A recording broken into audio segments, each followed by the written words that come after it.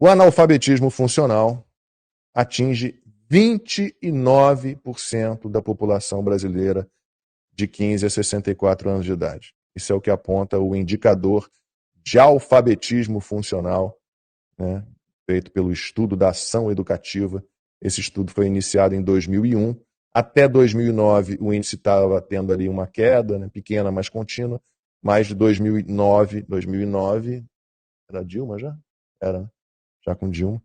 Ele praticamente não se alterou. Então, o analfabetismo funcional é dividido em dois níveis. Tem o absoluto. Desculpa, Dilma é 2010. 2010, então, era o finzinho do segundo mandato do Lula. Né? O analfabetismo funcional absoluto é aquele em que a pessoa não consegue ler, não consegue escrever e ela não reconhece os números. Tá? Tem dificuldade para reconhecer números. 7% dos brasileiros estão nessa.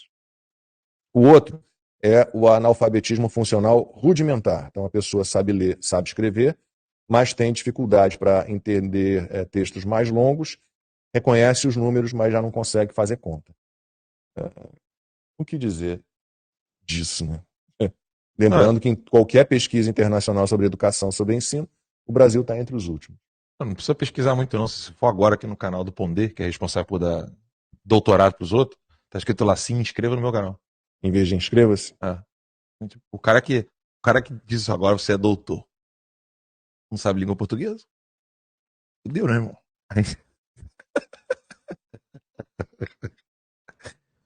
Um negócio básico, né, cara?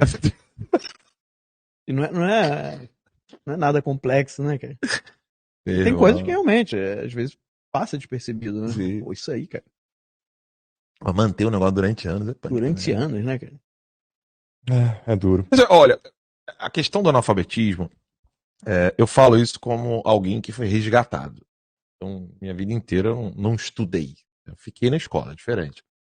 E aí o Max é testemunha que quando eu cheguei no seminário, cara, se perguntar pra mim a diferença entre morfologia e sintaxe, eu ia perguntar se aquilo era um episódio do Power Ranger, entendeu? Hora de morfar, hora de sintaxar, sei lá, alguma coisa do tipo. Eu não entendia nada. O Max viu todo esse processo, ele é testemunha.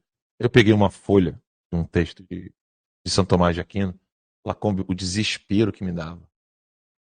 E à medida em que o texto ia correndo, cara, eram só letras. Eu entendia cada O palavra. Marx conta essa história muito bem. Cara, assim, foi Ele diz que encontrou você desesperador. chorando Foi. e dizendo: eu não estou conseguindo entender nada, mas eu vou continuar aqui até entender. Foi. O Alan não dormia, pô. Maluco. Isso ele não faz até hoje. Maluco. Né? Ficava de madrugada lendo, cara. Madrugada lendo. Falei, eu vou ler isso aqui até entender. Ele falou. Segurando a cruz, eu me lembro como se fosse hoje, ó. De roupa de seminarista, segurando a cruz, chorando diante do texto de São Tomás de Aquino. Falou, eu vou ler isso aqui, vou continuar lendo isso aqui até eu entender o que tá aqui. E assim, eu falo por experiência. Como é que eu fui resgatado? Uma professora sensacional, doutora Cláudia Assad, a gente fala dela direto aqui, pro Lacombe. Durante o almoço ontem Essa mulher é genial, cara. Ela é. Essa mulher, ela me tirou do analfabetismo pro... Em pouquíssimo tempo, né? Analfabetismo funcional e, cara, assim, eu desconheço algum professor de português no nível daquela mulher. Eu não sei nem se está viva ainda. Ela estava lutando contra o câncer, né, várias vezes. Mas, assim, para mim, não tem nome superior quando se fala em ensinar a língua portuguesa do que a doutora Cláudia Assad. Eu tenho uma gratidão a ela enorme. Tenho o livro dela, que é o livro Raciocinando a Gramática. E, cara, é ela e o professor Olavo de Carvalho. E o professor Olavo sempre falava, né? Leia o Napoleão Mendes de Almeida para você sair desse buraco e tal. E, de fato, infelizmente, a formação dos nossos formadores, ou seja, a formação dos professores, ela já é decadente no Brasil.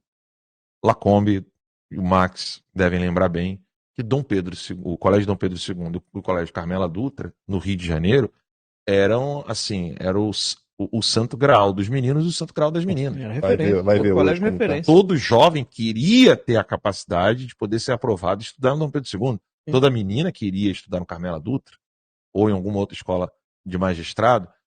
Era assim durante um bom tempo. Infelizmente, a gente vê que o declínio do Brasil... O Brasil sempre enfrentou muitos problemas com a República, né, aquela coisa toda, mas o declínio mais próximo da nossa geração foi de fato o pós-regime militar. Algumas coisas já aconteceram durante o regime militar, mas sobretudo a tal da redemocratização. A redemocratização, ela jogou o Brasil na lata do lixo. Jogou o Brasil na lata do lixo. Tudo no Brasil foi, assim, parece o Thanos em câmera lenta instalando o dedo, entendeu? Tudo foi evaporando.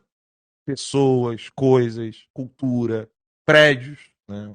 Aquele edifício Moron, aquele castelo que tinha no Rio de Janeiro. Botaram abaixo. Botaram abaixo. Assim, o Brasil passou por um Thanos, cara. A redemocratização, que não tem nada de redemocratização, ela foi uma luva de Thanos, assim, sabe?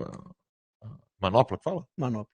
A manopla do Thanos, né? Fazendo referência aqui ao Avengers, pra molecada que gosta de assistir, que gosta de filme.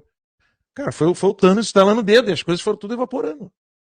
Então não tem como resgatar o Brasil sem a gente passar por esse problema. Nós não vamos recuperar o Brasil sem resolver esse problema educacional. E isso urge. Agora, você não tem como resolver o problema do Brasil, nem eu, nem nós todos aqui, unidos, podemos resolver o problema do Brasil. Agora, eu posso resolver o problema da minha casa, eu posso ter a ajuda do Max, você pode ter a nossa ajuda, você pode resolver o problema da tua casa. Você tem que tomar uma decisão. Se você tem dificuldades com leitura, você precisa se olhar no espelho e falar assim: nunca mais eu vou ficar imbecil. Nunca mais eu vou ficar burro. Você tem que tomar essa decisão. Se você permanecer burro, imbecil, sem ter uma capacidade profunda de interpretação de leitura, você precisa tomar uma decisão na sua vida.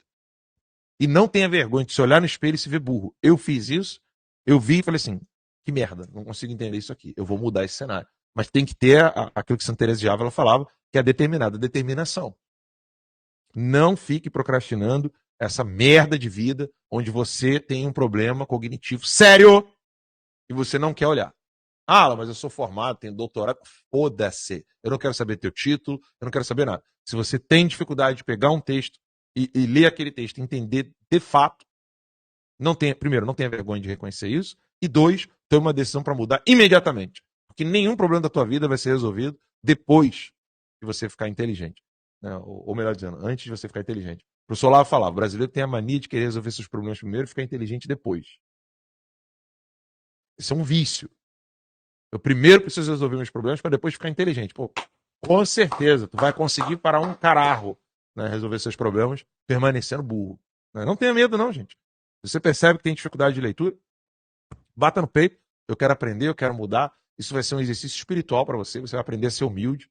Você vai reconhecer que você tem limites, né? E que você precisa crescer cada vez mais. E não tenha medo de tomar essa decisão. É a melhor decisão da minha vida. Quando a professora Cláudia Assad perguntou lá pra gente uma coisa, perguntou quem não estava entendendo, eu levantei a mão. Acho que eu fui o único, né, Marcos? Foi. Foi o único que levantou a mão. Eu não tinha entendido. Não me arrependo. Até hoje eu sou grato a Deus, né, porque nem isso eu tinha mérito, tão merda que eu sou. Mas nem isso. Eu dou graças a Deus de Deus ter. Fala assim: levanta a mão que você é burro. Ela perguntou. Entendeu? Quem não está entendendo? Eu levantei a mão. Você não tenha medo de tomar essa decisão, porque o Brasil é daqui para baixo.